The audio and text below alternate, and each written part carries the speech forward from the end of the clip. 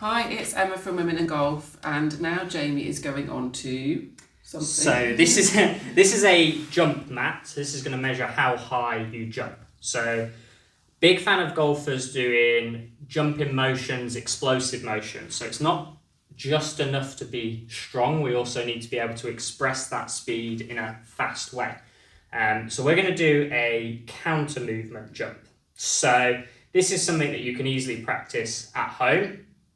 If you don't feel comfortable leaving the ground, which some people don't, you can just do the movement kind of really fast, but without maybe leaving the ground. The goal of jumping is to try and basically get the body moving a little bit faster.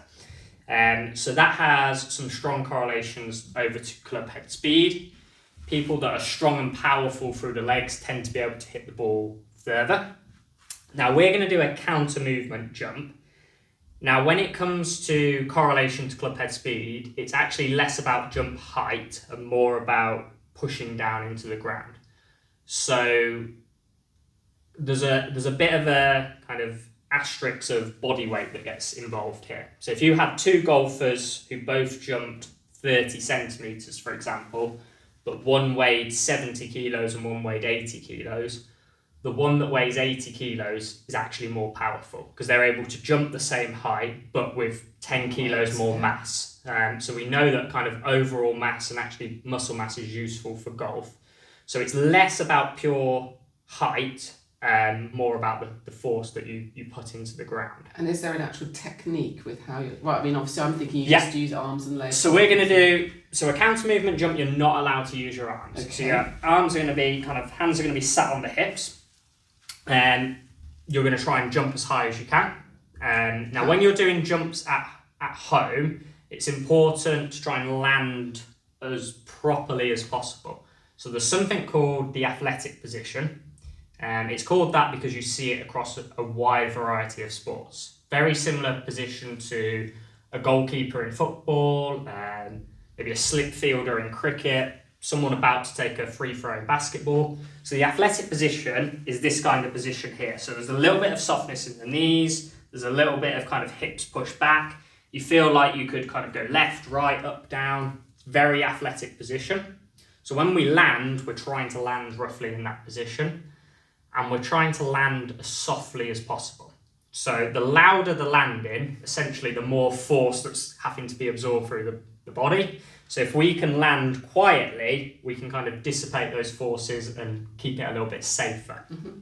So landings are really important on jumps and also kind of total reps or volume. So a jump is quite a stressful exercise, so you don't want to be doing hundreds of them. So I would always prioritise quality over quantity when it comes to jump. So all you're going to do is step on the mat, hands are going to be on the hips, and you're going to try and jump as high as you can. So you're allowed to go down, so you'll probably go down about kind of halfway, so you won't go all the way into a squat, you just load and then kind of explode up. You're going to try and jump as high as you can. Now, bear in mind, I've never done one of these like this before. Good, well done. So this piece of kit is going to give us a reading for how high Emma has jumped. So we'll give you a few goes. So you don't have to go down too slowly. You're just going to try and explode into the air as high as possible. Good, well done. We'll do one more, so that one's a little bit better. Nice.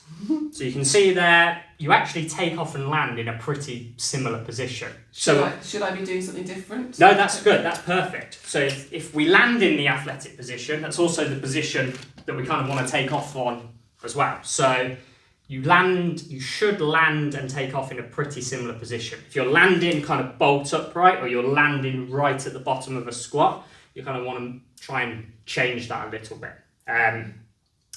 So at home, you can practice trying to jump as high as you can. Obviously, you don't have a mat there, but you're knowing yourself, are you moving more explosively? Are you jumping higher? If you did have some kind of wall, you could reach up and tap a wall and see, are you progressing in terms of jump height?